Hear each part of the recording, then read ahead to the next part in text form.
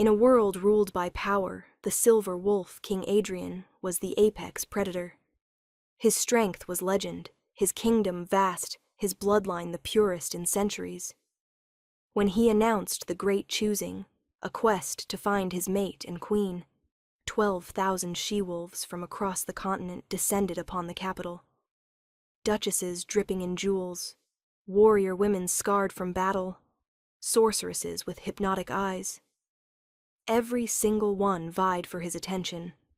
But the ancient magic of the mate bond cares nothing for power or wealth. It searches for a missing half, an echo in the soul.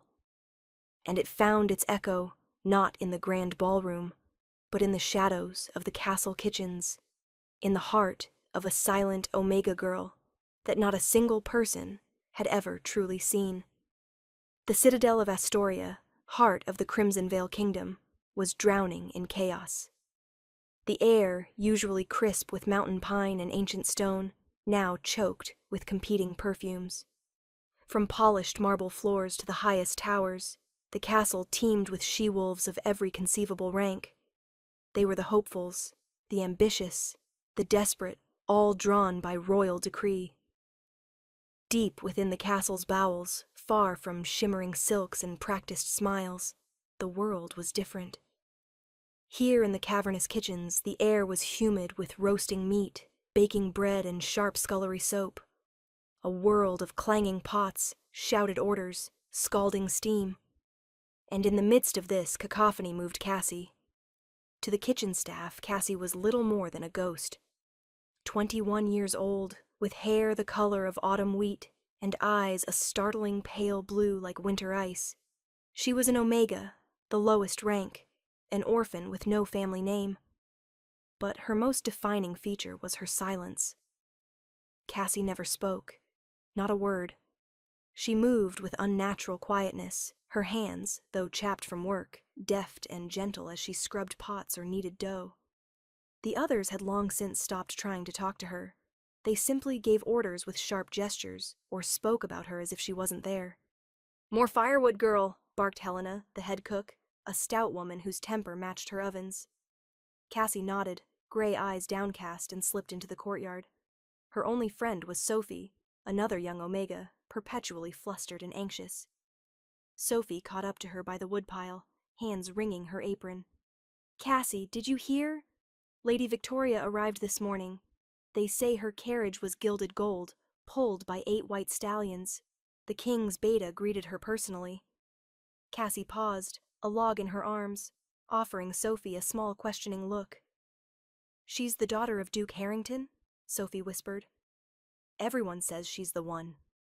Beautiful, high-ranking alpha female, bloodline almost as old as the king's. They say her wolf is magnificent." Cassie's expression didn't change, but something unreadable flickered through her eyes. She adjusted the logs and turned to go back inside. "Don't you ever wonder what it would be like?" Sophie pressed, trailing behind. "To be chosen? To be queen?" Cassie stopped. She gently placed the firewood down and reached out, fingers lightly touching a jagged scar peeking from Sophie's collar, a punishment mark from spilling wine on a visiting lord. Her message was clear. This world is not for us. To be noticed is to be in danger. Sophie's shoulders slumped. "I know, it's just a silly dream." That night, Cassie couldn't sleep. The energy thrumming through the castle was palpable. Ambition, hope, anxiety seeping through stone. She slipped from the small cot she shared with 3 other servants and made her way to the one place she felt peace, the glass-roofed conservatory at the castle's forgotten edge. Under the milky glow of the full moon, her true nature stirred. All werewolves felt the pull, but for Cassie, it was different. Not a call to the wild hunt or surge of pack energy. For her, it was a quiet humming resonance, a feeling of being seen by the only entity that mattered, the moon goddess. She didn't shift.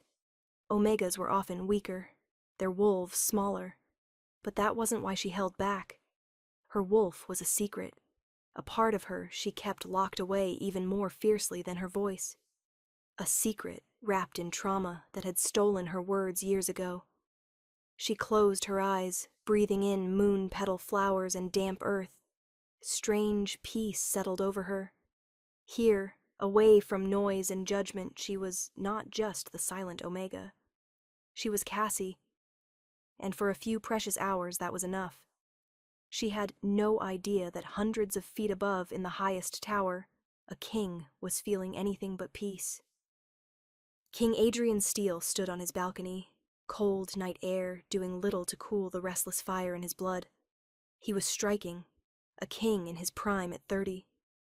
His hair was the color of molten silver, a trait of his ancient bloodline, and his eyes were piercing amber.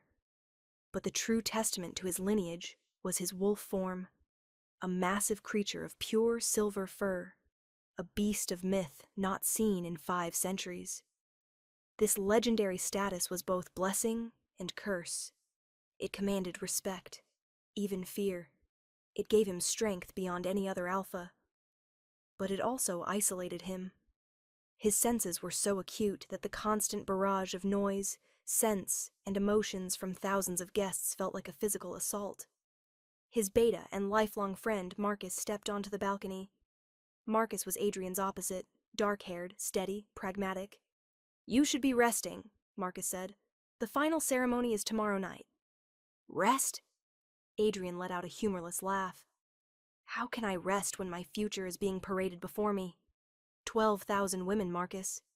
And my wolf is silent for every single one." It was true. His inner wolf, a being of instinct and ancient magic, should have recognized its mate on sight, on scent.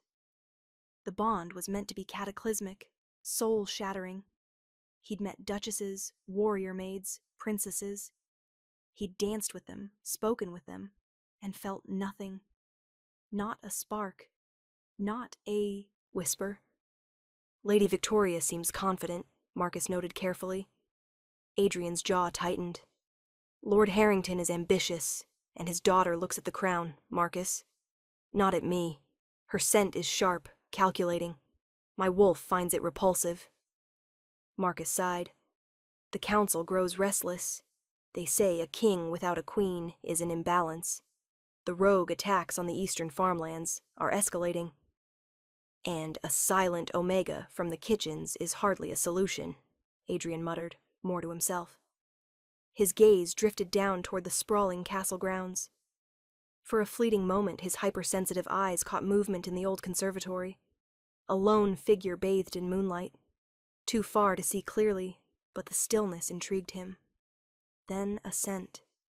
Faint, almost completely smothered by the cacophony of perfumes, but his wolf senses snagged on it.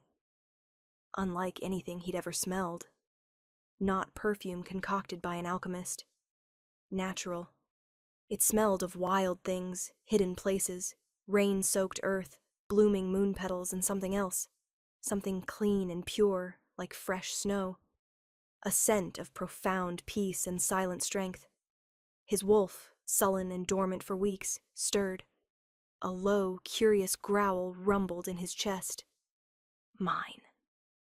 Before he could process it, the scent was gone, whisked away by shifting winds. Adrian blinked, shaking his head. It must have been a trick of the night, a phantom born of desperation. "Perhaps you're right," Adrian said, turning to Marcus. "Perhaps I'm just tired. One more night. The moon goddess will guide my choice at the final ceremony." But as he returned to his chambers, the memory of that fleeting scent lingered. A single pure note in an otherwise discordant symphony. And for the first time in a long time, the Silver Wolf King felt a flicker of something he'd thought dead. Hope. The great hall was a breathtaking spectacle. Thousands of candles glittered in massive chandeliers, light reflecting off gilded ceilings and jewels adorning necks and arms. The most powerful wolves on the continent gathered, dressed in finest silks and velvets. The air crackled with anticipation. On a raised dais sat King Adrian, a vision of regal power in silver and black. But his amber eyes betrayed deep weariness as they scanned faces before him. Beside him, Marcus stood stoic, while council members, including the smug Lord Harrington, watched with keen interest. The ceremony was formal presentation. Each of the 100 finalists would walk before the throne, offer a bow, allow the king to greet them. The hope was that in this sacred gathering, the mate bond would reveal itself. One by one they came, duchesses with flawless smiles, warrior women with proud bearings, enchantresses with alluring gazes. Adrian was courteous, his expression an unreadable mask, but inside, his wolf remained stubbornly silent. He felt nothing. Finally, it was Lady Victoria's turn. A hush fell over the crowd. She was undeniably stunning, a statuesque alpha in a gown of midnight blue. Her raven hair was styled in an intricate crown, dark eyes glittering with confidence. She didn't walk. She glided, a predator in her element. She reached the dais and performed a flawless curtsy. "Your Majesty," she said, her voice a sultry purr, "I offer my loyalty, my strength, and my bloodline to serve you and Crimsonvale Kingdom." Lord Harrington beamed from his council seat. This was it. The perfect match. Adrian looked at her, saw her beauty, acknowledged her strength, smelled the sharp metallic scent of her ambition, and felt absolutely nothing. The choosing was a failure. As he prepared to give a polite dismissal, it happened again. That scent. Stronger now, clearer, cutting through suffocating perfumes like moonlight through storm clouds. Wild flowers and snow, peace and solace. It was coming from within the hall. The king's head snapped up, amber eyes suddenly blazing with inner light, pupils dilating as his wolf surged forward, taking control. Mate. The word exploded in his mind, a primal, possessive roar that silenced everything else. His wolf was awake, and it was demanding. Ignoring Victoria's shocked gasp, King Adrian rose from his throne. A collective gasp rippled through the hall. The king never moved during presentation. "Adrian!" Marcus hissed, reaching for his arm. But Adrian shook him off. His movements were no longer merely regal. They were predatory. He descended the dais steps in 2 long strides, his gaze sweeping the crowd, a hunter seeking prey. Nobles scrambled to get out of his way, faces a mixture of fear and confusion. He strode past front rows of duchesses, past warrior clans, past everyone who mattered. His senses guided him, pulling like an invisible string toward the back of the hall near service doors leading to the kitchens. And there, huddled in shadows behind a stone pillar, he saw her. She wasn't meant to be there. Kitchen staff had been ordered to stay away.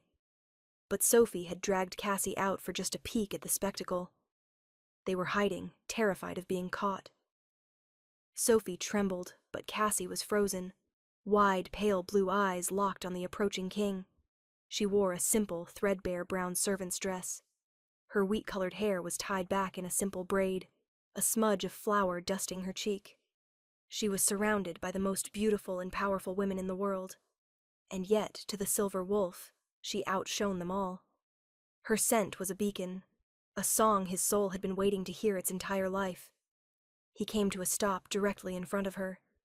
The entire great hall held its breath, silence absolute and deafening. He was a mountain of a man, the most powerful being in their world, and she was nothing, a silent omega no one had ever noticed. He slowly knelt, bringing his face level with hers.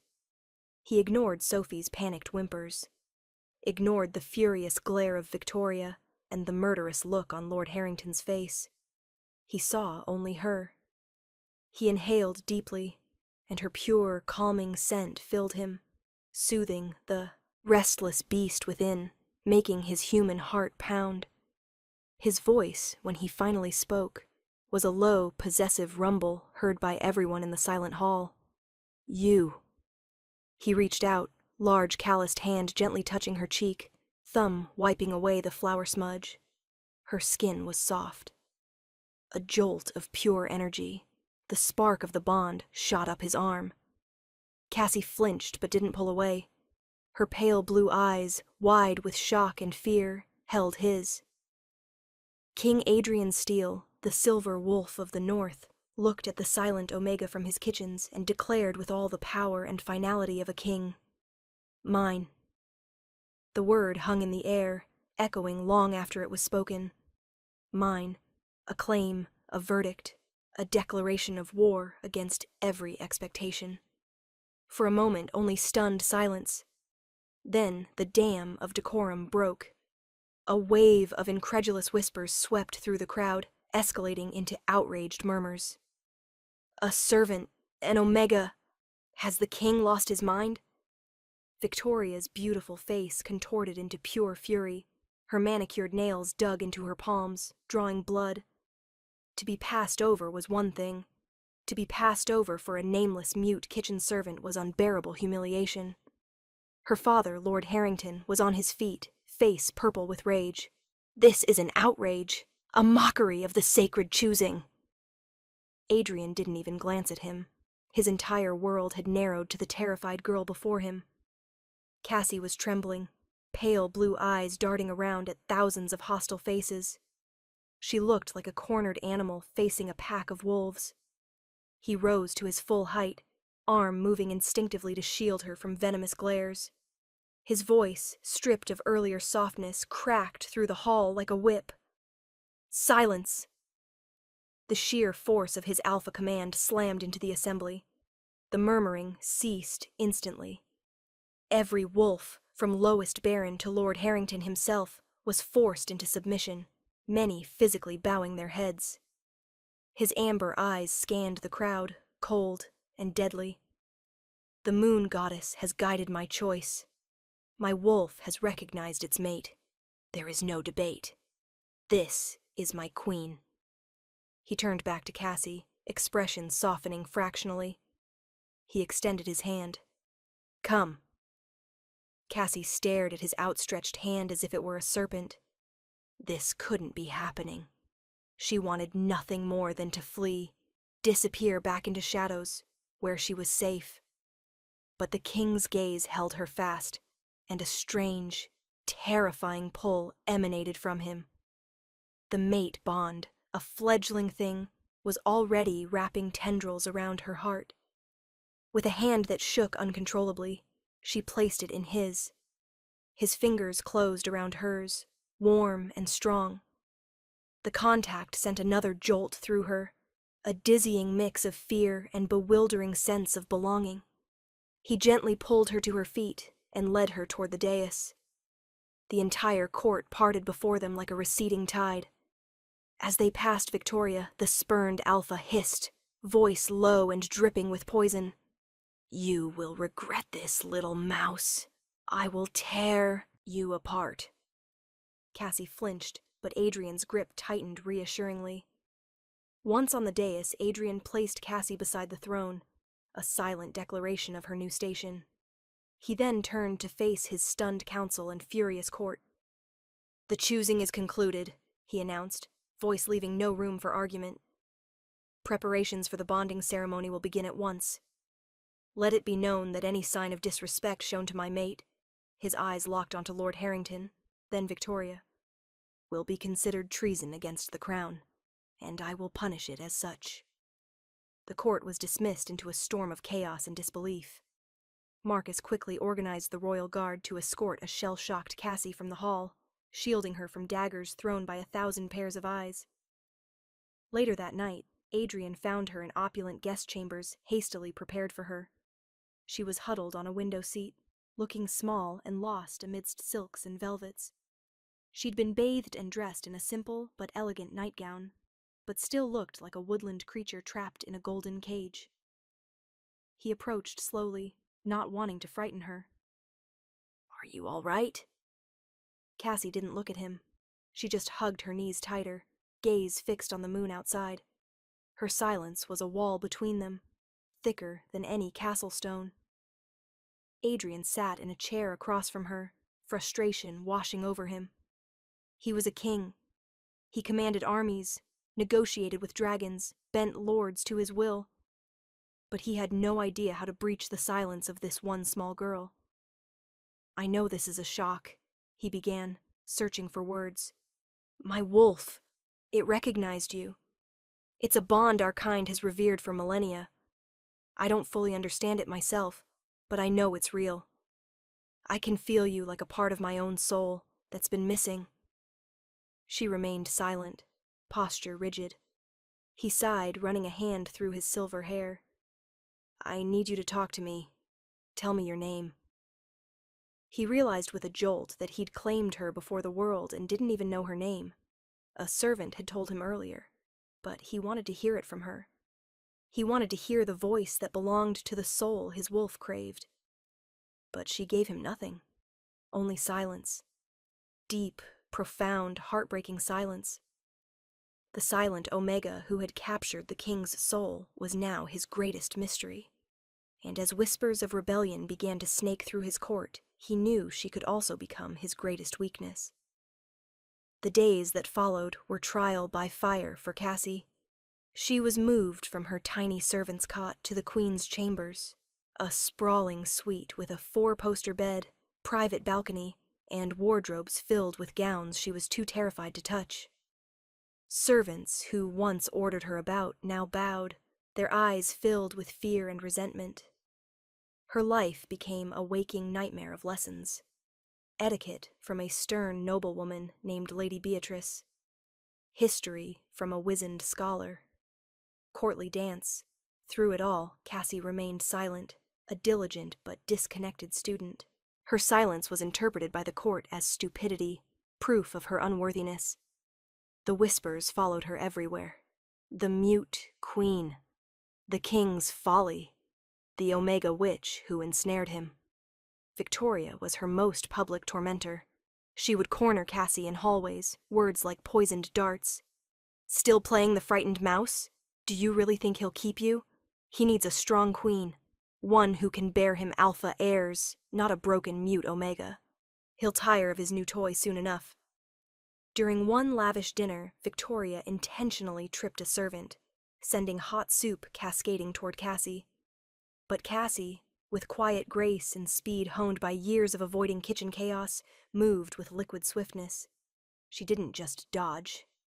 She pivoted, catching the falling tray with one hand and steadying the terrified servant with the other. Not a single drop spilled. She placed the tray back in the servant's hands, gave him a small, reassuring nod, and returned to her seat. The entire table, including a momentarily stunned Victoria, was left speechless. It was a small victory, but it showed grace and composure no one expected. Adrian saw it all. He defended her publicly, his protective rage a constant shield. But in private, he was growing desperate. He tried everything to get her to speak. He brought gifts, took her for walks in royal gardens, told stories of his childhood. He would sit for hours, simply talking, hoping for any response. A nod, a gesture, a single word. He received nothing. Her nights were plagued by nightmares. She would whimper in her sleep, thrashing against unseen foes. Adrian, whose chambers connected to hers, would often stand by her door listening, heart aching. Her scent, usually calming, would turn sharp with fear. The scent of old blood and burning wood. Driven by need to understand her, he tasked Marcus with a secret investigation. "Find out everything you can about her," he commanded. "Her family, where she came from." "The official record says she's an orphan from the Pinewood Village massacre 12 years ago," Marcus reported. "I want to know more." Marcus's investigation hit a wall. The records were sealed by order of the previous council, a council on which Lord Harrington held significant influence. The official story: a pack of feral rogues attacked the remote village. No survivors save one traumatized little girl found hiding in the woods days later. But Marcus was persistent. He found a retired guardsman named Thomas, who'd been one of the first on the scene. At a clandestine meeting in a quiet tavern, the old wolf, face etched with grim memories, told a different story. "It wasn't rogues, my lord," Thomas rasped, eyes haunted. Rogues are messy. They kill for food or territory. This was an execution. Every man, woman, and child was cut down with silver. Methodical. Bodies burned with their homes. We were ordered to report it as a rogue attack and seal the records. Why? Marcus asked, blood running cold. I don't know. But the family in the largest cottage, the forester and his wife, the killers focused on them. They were good people, Robert and Lyanna. They kept to themselves. But their daughter, she was special. They said she had a voice like a songbird. We never found her body. Cassie, Marcus breathed. Yes, Thomas confirmed. That was her name. The little girl who sang to the birds. The one we found days later hiding in a hollow log, covered in dirt and blood, not having spoken a word since. Meanwhile, Adrian made his own discovery. One evening in the conservatory, Cassie's favorite place, he noticed something. She was tending to a wilting moon-petal flower, small hands hovering over it. She closed her eyes and a soft, barely perceptible hum vibrated in the air. Not from her lips, but more like a feeling, a low thrum of energy. To his astonishment, the wilting plant straightened, its petals unfurling, as if drinking in her presence. His wolf senses, far more attuned to ancient magic than his human ones, recognized what was happening. An old power, deeply rooted life force, something supposed to have died out centuries ago. The power not of an alpha, but of a true omega, a life-giver, a healer. Not a symbol of weakness, but a source of profound strength. He looked at her, truly looked at her, not just as his silent mate, but as a puzzle the world had tried to forget. Her silence wasn't weakness or mere trauma. It was a lock. And he began to suspect that whatever it was keeping hidden, someone very powerful had wanted it to stay buried forever. The political situation was deteriorating. Spurred by Lord Harrington's subtle machinations, several powerful lords began openly questioning Adrian's fitness to rule. They used Cassie as their excuse. A king who chooses a broken mate is a king who will lead a broken kingdom, became their rallying cry. An emergency council meeting was called, and Adrian knew it was a thinly veiled attempt to force him to renounce Cassie. He entered the council chambers with Cassie by his side. He'd insisted she attend, a silent show of their unbreakable unity. She was terrified, hand trembling in his, but she walked with her head held high, quiet dignity a stark contrast to sneering faces of council members. Lord Harrington was first to speak. Your Majesty, he began, voice dripping with false concern. We are here as your loyal servants, worried for the stability of Crimson Vale. Rogue attacks escalate. Our borders are threatened. The people are unsettled. They see a king mated to a silent omega. They see weakness. They question your judgment. One of the other lords, Baron Croft, a man in Harrington's pocket, stood. We implore you, my king. Set her aside. Choose a proper queen, an alpha like Lady Victoria. Form an alliance that will strengthen us. Adrian's control snapped. His eyes blazed, a low growl rumbling in his chest. The sheer force of his aura pressing down on the room. She is my mate. She is your queen. You would have me defy the will of the moon goddess herself? That is the talk of traitors. It is not us who defies ancient laws, Harrington countered, playing his trump card. There is an old rite, a test for a true queen. She must be able to perform the hymn of unity, to soothe and command the pack spirit with her voice. A mute cannot be a queen. She is a false mate, a curse sent to weaken your line. The room erupted in agreement. Adrian was trapped. It was an archaic law not used in centuries, but it was in the texts. He could not deny it without seeming like a tyrant. She's not a curse, Adrian snarled, his wolf form pushing at his skin, knuckles white as he gripped the throne's arm. Suddenly, Victoria swept into the council chambers uninvited. She held a silver dagger, its tip coated with viscous dark substance. "Perhaps she is not a curse," she said with a vicious smile, "but she is most certainly a weakness." Before the royal guard could react, she lunged, but she wasn't aiming for Cassie. She was aiming for Adrian. He was so focused on the council, so consumed with rage, that the attack caught him by surprise. The dagger, coated in concentrated wolfsbane, plunged deep into his side. A gasp of agony ripped from Adrian's throat. The poison was potent, instantly weakening him. He staggered back, his wolf form receding, his human body struggling against the magical toxin. Marcus and guards tackled Victoria, but the damage was done. He collapsed to one knee, breathing ragged. The world seemed to slow down for Cassie. Seeing Adrian hurt, seeing his lifeblood seeping onto stone floor, broke something deep inside her. Years of fear, trauma that had locked her voice in a cage of silence were incinerated by a sudden, ferocious inferno of love and protective rage. The walls around her heart crumbled. Lord Harrington watched with a triumphant smirk. His plan was working perfectly. With Adrian weakened or dead, and his chosen mate proved a fraud, he could seize control. Cassie rushed to Adrian's side, hands hovering over his wound. The low hum of energy, the healing power he'd seen in the conservatory, began to emanate from her, stronger than ever before. But it wasn't enough. The poison was too strong, too fast. Adrian looked at her, amber eyes dimming with pain. "Cassie," he whispered, voice strained. She looked from his pained face to the smug sneer of Harrington, and the hateful glare of the captured Victoria. She saw the kingdom teetering on a knife's edge. She saw the man her soul recognized as its other half, dying before her eyes. She took a deep breath, opening her mouth. The first sound that emerged was a choked, rusty sob, the sound of a voice unused for 12 years. But then she pushed past it. She focused on the bond she felt with Adrian, on the fledgling connection to the pack she was meant to lead. And then she spoke.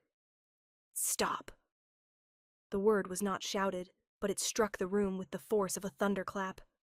It was a voice clear and melodic like silver bells ringing in a winter forest, but laced with undeniable ancient authority.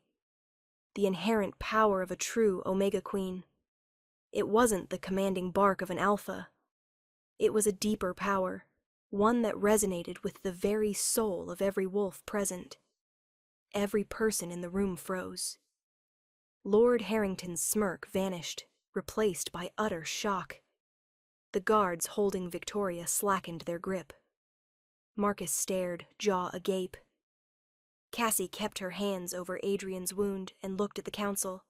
Her pale blue eyes, no longer fearful, now blazed with cold fire. "He is your king," she said, her voice growing stronger with every word, ringing with power and truth. "And I am his mate. You speak of old laws? Then you shall bear witness to one. The blood of a queen can cleanse any poison." Without hesitation, she bit into her own wrist, drawing a line of crimson. She pressed the wound against Adrian's lips. "Drink," she commanded gently. Weakly, Adrian obeyed. As her blood, infused with potent healing magic of her ancient lineage, entered his system, the effect was instantaneous. The gray pallor of his skin receded. The wound in his side began to knit together, pushing the silver dagger out. His strength surged back, his wolf roaring back to life within him. In seconds he was on his feet, eyes blazing with renewed power, staring at Cassie with awe and absolute adoration. The lock on her past wasn't just broken. It had been shattered. And the voice that emerged was not that of a silent Omega, but of a queen. The revelation of Cassie's voice and the potent magic it held sent a shockwave through the council chambers. It wasn't just a voice. It was a presence. The hymn of unity Harrington had mockingly demanded was not a song of words, but a resonance of spirit, and Cassie's every syllable was imbued with it. Pack members in the room felt their frantic, chaotic energies soothed, their loyalties to their king sharpening into an unbreakable point. Harrington's face turned ashen. This was impossible. The girl was supposed to be broken, useless. "Seize them!" Adrian roared, voice now fully recovered and booming with royal fury. He pointed a clawed finger at Harrington and Victoria. "Treason!" Harrington, realizing his plan was in ruins, drew a concealed sword. "Fools! You follow a king bewitched by a phantom. Her line was meant to be exterminated," he shrieked, composure finally cracking.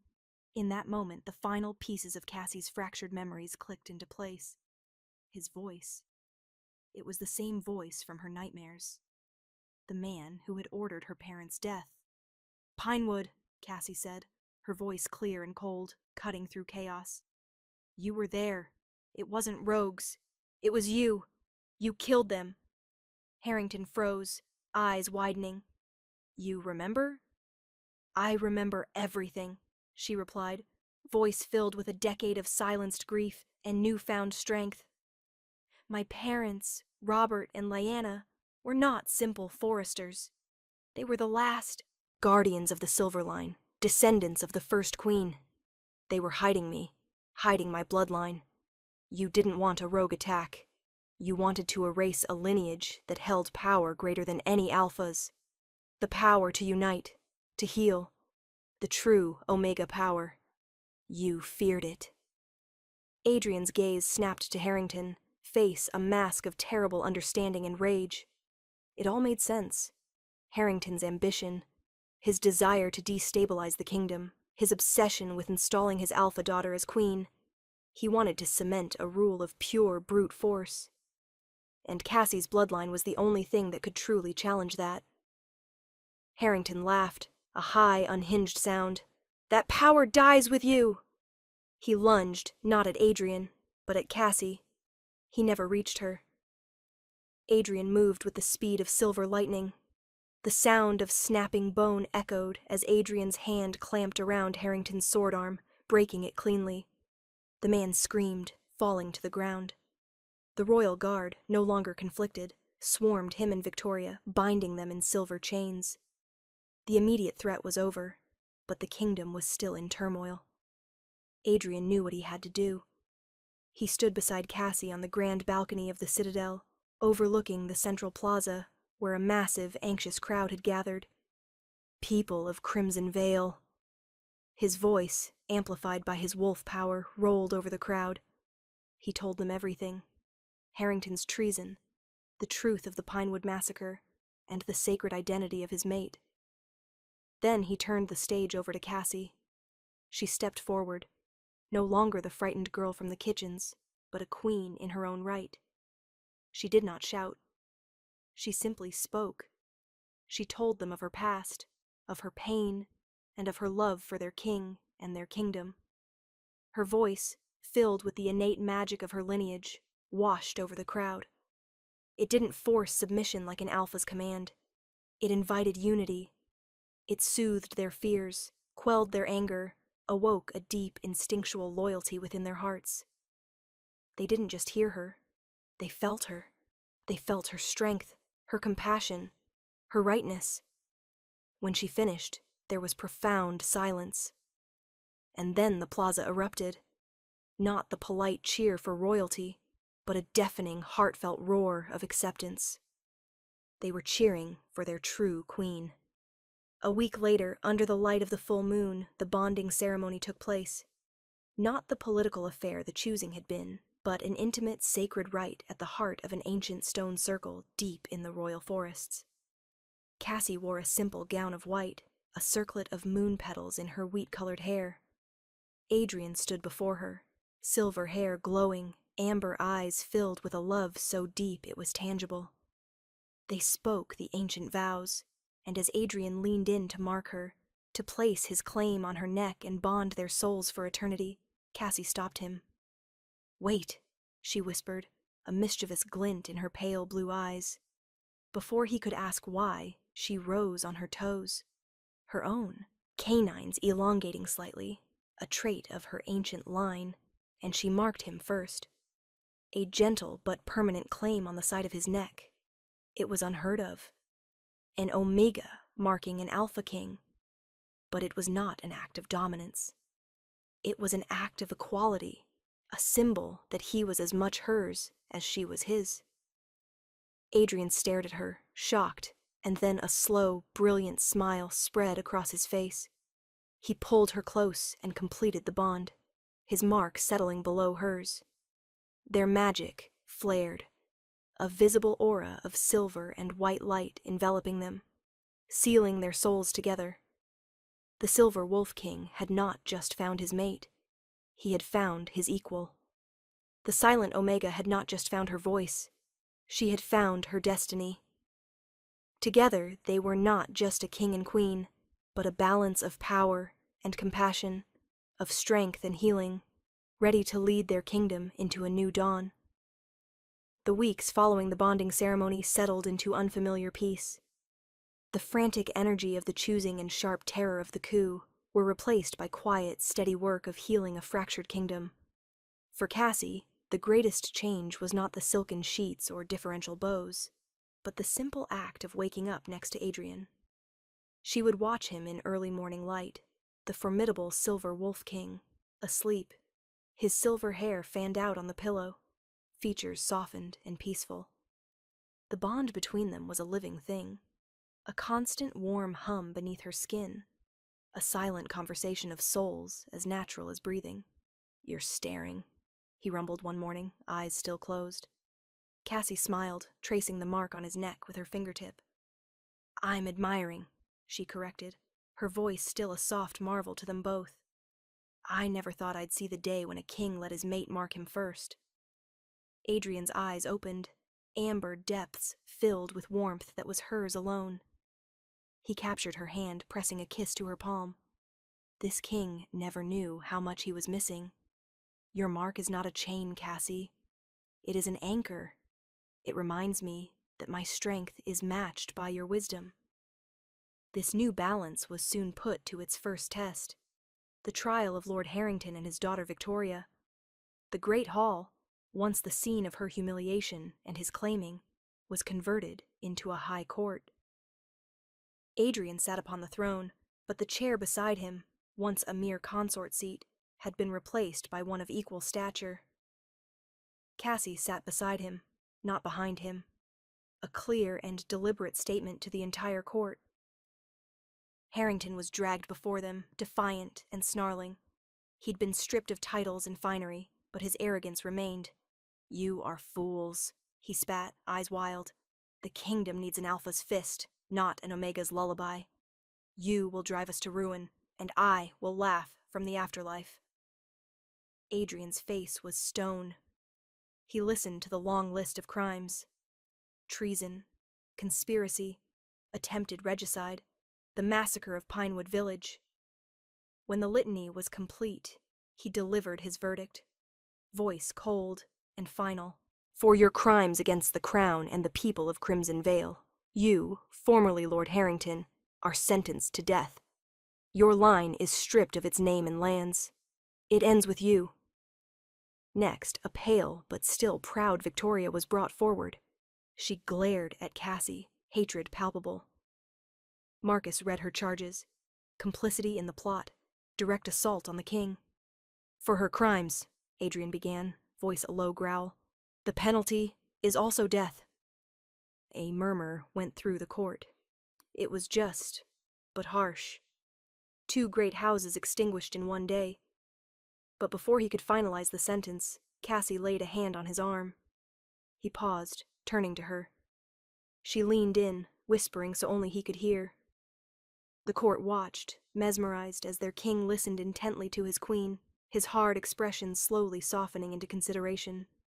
He straightened, gaze falling upon Victoria. "My queen, however, has advised a different path," he announced, causing another ripple of shock. "She believes death is an easy escape from consequences. It offers no lesson, only an end." Cassie then spoke, her clear voice carrying to every corner of the hall. Victoria Harrington, she began, gaze steady and compassionate, yet utterly firm. You valued power and status above all else. Your punishment will be to live without it.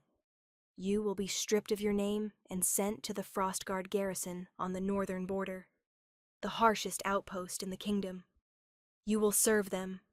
You will mend soldiers' clothes, tend their fires, and learn the meaning of a life dedicated not to ambition, but to the pack.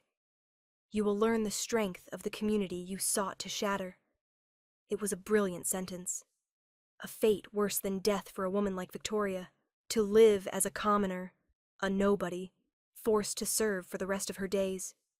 It was a sentence of justice, but also of mercy. A chance, however slim, for redemption. In that moment, the entire kingdom saw the kind of queen they now had. One whose wisdom tempered the king's fire, creating a stronger, more balanced flame. Cassie's first official decree as queen was not made in the council room, but in the castle kitchens. She arrived one afternoon unannounced, wearing a simple dress, Adrian trailing behind her like a loyal, oversized wolf. The clatter and clamor ceased instantly. Helena, the head cook, dropped a ladle with a clang. Cassie's eyes found Sophie, who stood frozen holding a sack of flour. Cassie smiled warmly. "Sophie, I was hoping you might share a cup of tea with me." Tears welled in Sophie's eyes as she curtsied so low she nearly fell over. Cassie walked over and helped her up, pulling her into a gentle hug. "You were my friend when I had none," she whispered. "That will never change." She spent an hour in that sweltering kitchen, speaking with the staff, asking their names, listening to their worries about supply shortages and leaky roofs. She didn't act like a queen. She acted like one of them who had simply found herself in a different position. By the time she left, she'd earned more loyalty in that single hour than most monarchs earned in a lifetime. That evening, she and Adrian stood on their balcony, looking out at glittering city lights below. "The Frostguard garrison," Adrian mused, shaking his head in admiration. "Even I would not have thought of that. It was far crueler and far more just than a simple execution."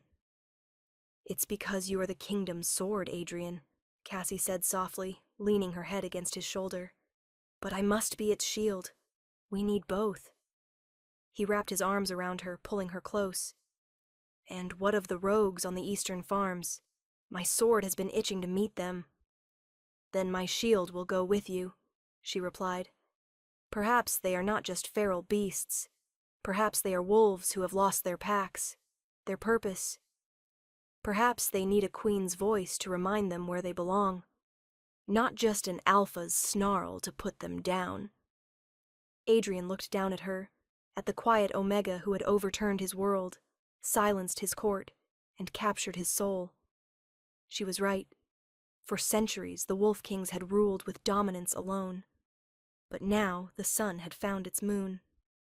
A new age was dawning for the Crimson Veil Kingdom. A reign not just of power, but of purpose. And their story was only just beginning. And so, the silent Omega that no one noticed became the queen no one could ever forget. Cassie's journey from the shadows of the kitchen to the heart of the throne wasn't just about finding a king. It was about finding her own voice and embracing the incredible power that had been hidden within her all along. The mighty Silver Wolf King learned that true strength isn't always found in a roar, but sometimes in the quiet resilience of a soul that refuses to be broken. Theirs became a tale told for generations, a legend of a love that healed a kingdom and proved that the most extraordinary hearts often beat in the most unexpected places.